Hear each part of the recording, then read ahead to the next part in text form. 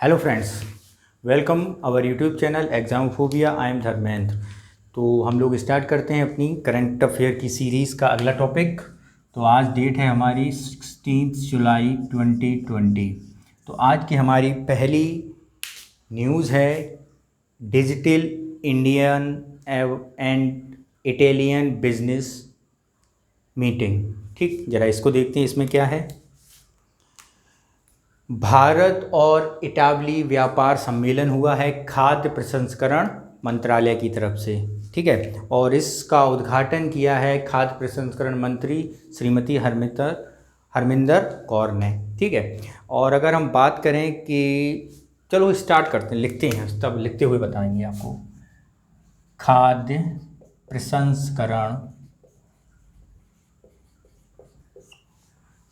प्रसंस्करण पर भारत इतालवी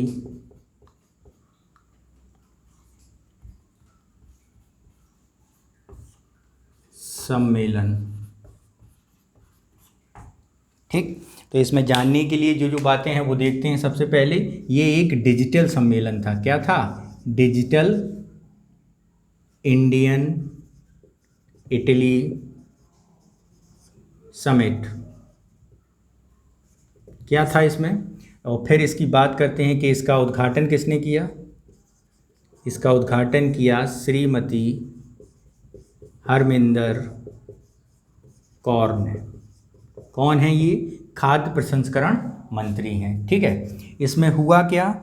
इस व्यापारिक मेले में भारत और इटली की कंपनियों ने क्या किया है? मीटिंगें की हैं, और इसके अलावा डिजिटल सम्मेलन हुए हैं, व्यापार मेले किए गए हैं, लेकिन सारा सब कुछ डिजिटल ही है। और इटली की कितनी कंपनी? 3 कंपनियों ने पार्टिसिपेट किया है। जैसा हम लोग जानते हैं कि भारत प्रत्येक क्षेत्र में आत्मनिर्भर बनने की ओर अग्रसर है, तो खाद्य प्रसंस्करण के क्षेत्र में भी भारत का ये मिशन मोड पे है कि वहाँ पर भी वो क्या करे, क्या बने?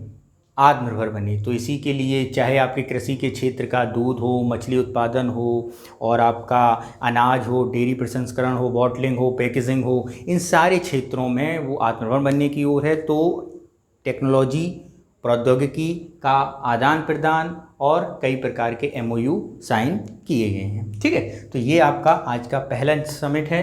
कौन सा? खाद्य प्रसंस्करण पर भारत और इटली का समिट। ठीक, इसके बाद अगर हम बात करें कि इससे होगा क्या, इससे ये है कि भारत, जैसे हम लोग जानते हैं कि मेगा फूड पार्क बना रहा है, और जिसमें वो प्रत्येक क्षेत्र में, चाहे वो आपका कृषि के निर्यात के क्षेत्र में हो, उसमें भी निवेश कर रहा है, मेगा फूड पार्कों में भी निवेश कर रहा है, और लोगों को आमंत्रण भी दे रहा है कि जिससे लोग आएँ और इस क्षेत्र से जुड़ें और आत्मनिर्भर भारत की ओर अपना योगदान कर सकें। इसके अलावा एक चीज़ और देखने वाली है कि ये जो इंडस्ट्रीज़ है, इसमें भारत सरकार ने लगभग 10,000 करोड़ रुपए के निवेश का योजना बनाई है, और 2022 तक भारतीय किसानों को सरकार का ध्येय है कि इनकी आय को दोगुना किया जाए।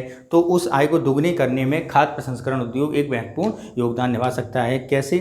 जैसे हम लोग जानते हैं कि वो हम किसान खेती तो करते ही हैं, साथ साथ पशुधन भी रखते हैं। तो पशुधनों को भी, यानी डेयरी उद्योगों को इसके द्वारा क्या किया जाएगा और संरक्षित किया जाएगा, बढ़ावा दिया जाएगा। ठीक है, तो ये आपका पहला आज का न्यूज़ हुआ। इसके बाद बात करेंगे हम लोग अपनी अगली न्यूज़ की।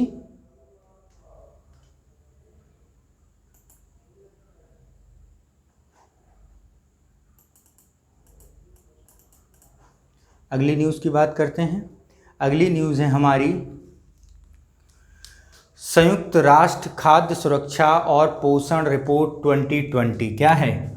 संयुक्त राष्ट्र खाद्य सुरक्षा पोषण रिपोर्ट 2020, यानी UNO ने अपनी एक रिपोर्ट जारी की है न्यूट्रिशन को देखते हुए।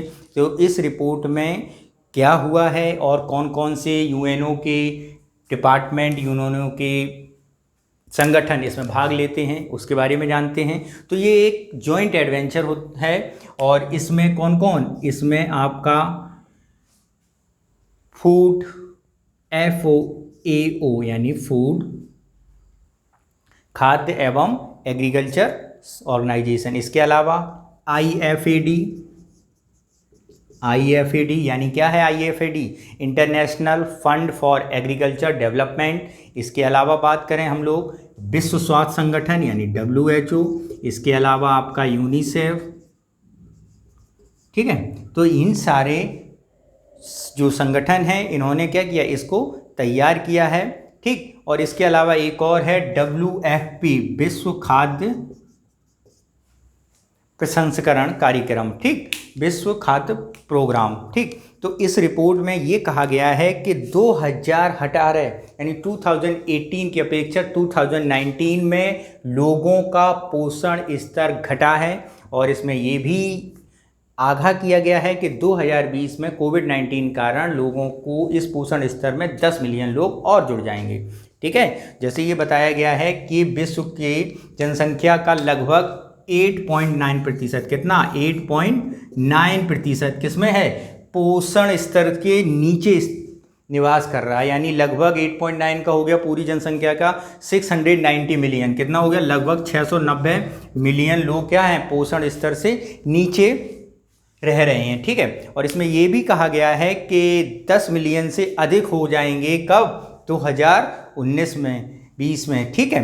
तो ये आपकी रिपोर्ट है और इसमें 5 वर्ष की आयु वाले बच्चों में वृद्धि देखी गई है, 21.3% की पोषण स्तर उनका गिरा है, उनकी जनसंख्या का। और इसके अलावा कई 340 मिलियन बच्चे सूक्ष्म तत्वों की कमी से क्या हैं, ग्रसित हैं। इस रिपोर्ट को जारी किया गया। और आपको क्वेश्चन जानने के लिए आपके क्वेश्चन कहाँ से आएंगे, कौन कौन डिपार्टमेंट इसमें जुड़े हुए हैं, तो ये ध्यान रखना, आपका FAO, IFAD, UNICEF, WHO, WFP ने मिलकर इस प्रोग्राम को इस रिपोर्ट को तैयार किया है, ठीक। तो ये आपकी आज की दूसरी न्यूज़ रही।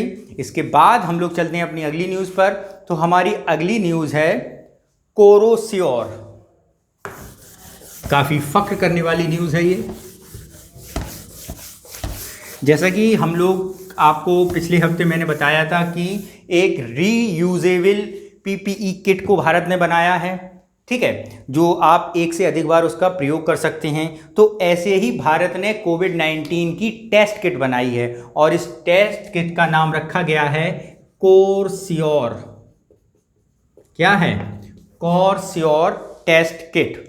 क्या है इसमें, इसको जरा देखते हैं। अगर हम इसमें जरा क्वेश्चन अगर हमारा बनता है तो भारत द्वारा निर्मित कोविड-19 टेस्ट किट।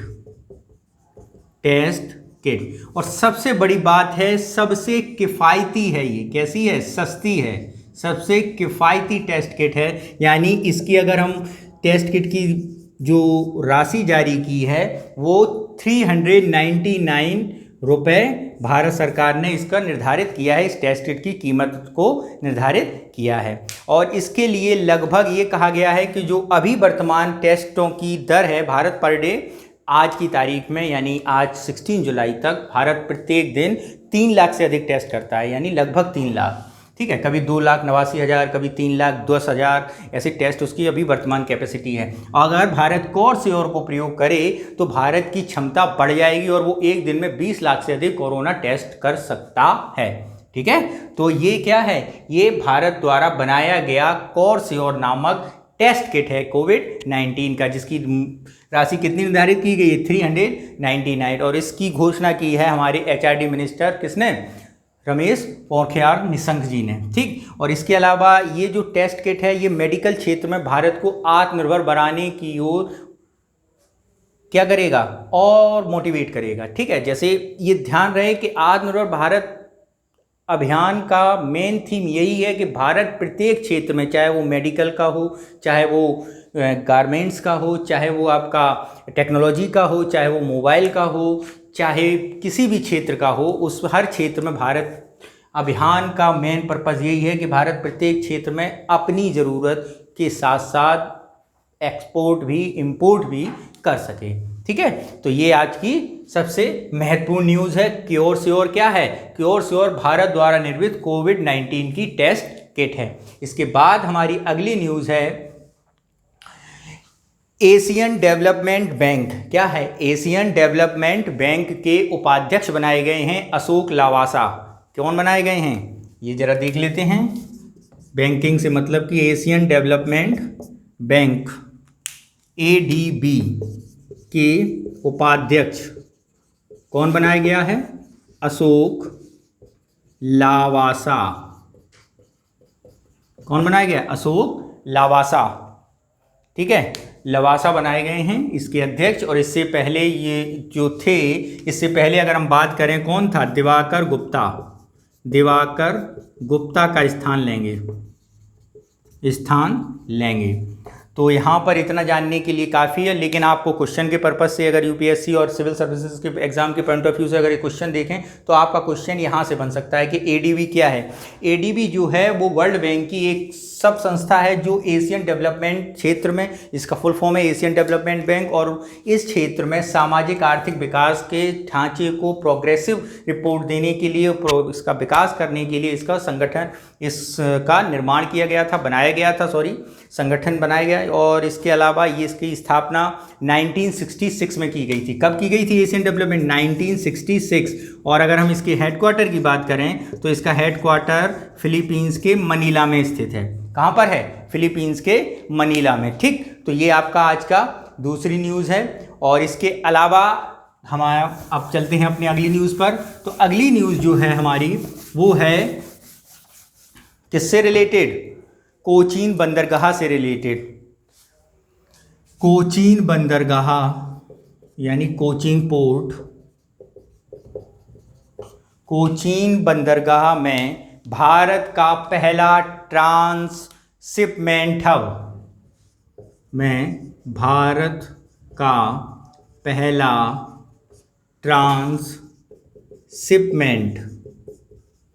क्या है इसमें जरा देखते हैं।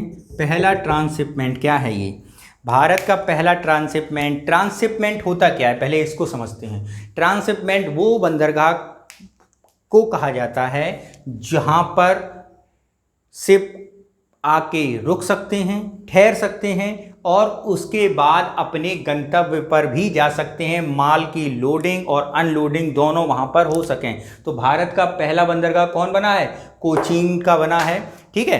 तो इसमें जरा टिप्स से ट्रांसशिपमेंट का मतलब आप समझ ही गए होंगे। और अगर हम बात करें कि कौन सा टर्मिनल बनाया गया है तो वल्लरपादम टर्मिनल। कौन सा टर्मिनल,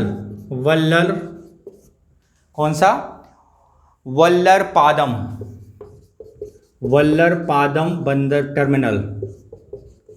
टर्मिनल को हब क्षेत्र बनाया जाएगा, ठीक है। तो ये बनाया जाएगा, ठीक। इसके बाद जो हमारी अगली न्यूज़ है वो काफ़ी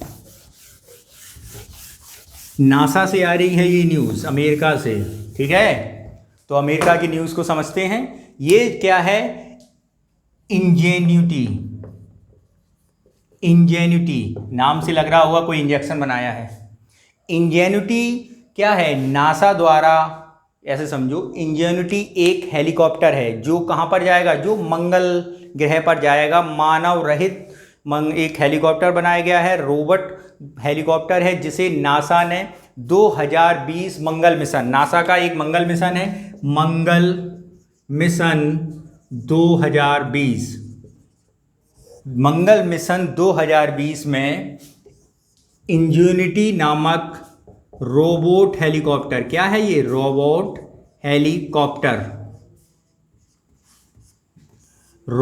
हेलीकॉप्टर है।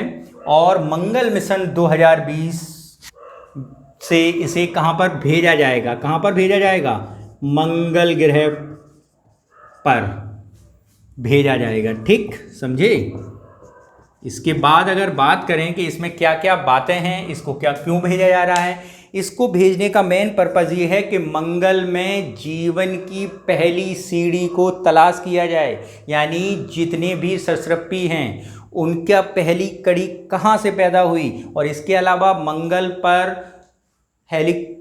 जो विमानन की स्थिति है उसको कैसे मंगल का एटमॉस्फेयर प्रभावित करता है, इसको देखा जाए, ठीक है। विमानन यानी एरोप्लेनिक स्थिति को देखा जाए, ठीक है।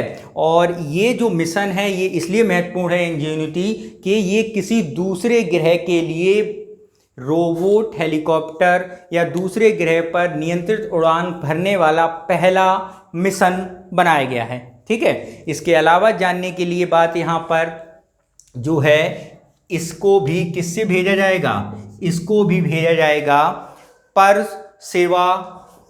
परसेवेरोंस, किसके द्वारा, परसेवेरोंस रोवर द्वारा भेजा जाएगा, ठीक है। तो ये क्या हुआ आपका मंगल मिशन, ठीक।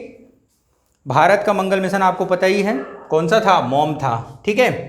इसके अलावा जो अगली महत्वपूर्ण न्यूज़ है वो है हमारी सैन्य शक्ति को सुदृढ़ करने के लिए भारत सरकार का लिया गया फैसला।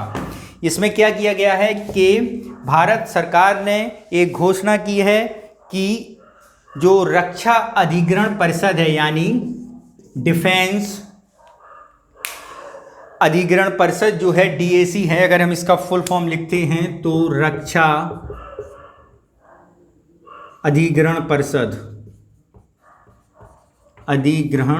परिषद, इसके अध्यक्ष की अगर बात करें, इसका अध्यक्ष कौन होता है, इसके अध्यक्ष होते हैं रक्षा मंत्री, ठीक है। तो आज रक्षा मंत्री ने घोषणा की क्या कि भारत की सशस्त्र सेना 300 करोड़, कितने, 300 करोड़ तक की व्यापारिक रक्षा सौदा, 300 करोड़ तक का रक्षा सौदा कर सकता है, ठीक है। यानी लिमिट बढ़ा दी गई है, ठीक है। तो ये DAC का मतलब आप समझ गए हो, 300 करोड़ तक के सौदे कर सकता है भारत सरकार की DAC, ठीक है। और ये क्या है, सशस्त्र सेना को सशक्त करने के लिए बनाई गई, ठीक। इसके अलावा एक और न्यूज़ है, वो ओरली आप लोग समझें कि WHO ने ये कहा है कि प्रत्येक 10 लाख पर प्रतिदिन 140 प्रति मिलियन 140 कोविड-19 परीक्षण हर हाल में किए जाने चाहिए, ठीक है। ये एक उन्होंने अपना डाटा रिलीज़ किया है, वो आए दिन कॉन्फ्रेंस करती है पर डे और कोरोना के संबंधित जानकारियाँ देती है। तो ये आज की आपकी न्यूज़ें रहीं जो दिन भर की महत्वपूर्ण न्यूज़ें हैं। और इस न्यूज़ के बाद जो आपको क्या करना है, आपको हमारे यूट्यूब सब्सक्रिप्शन में दिए गए टेलीग्राम चैनल पर जाकर अपने इसका PDF पाने के लिए वहां पर हमारे लिंक से जुड़िए, और इसके अलावा अपने बहुमूल्य कमेंट्स और हमारे चैनल को सब्सक्राइब करिए। Thank you.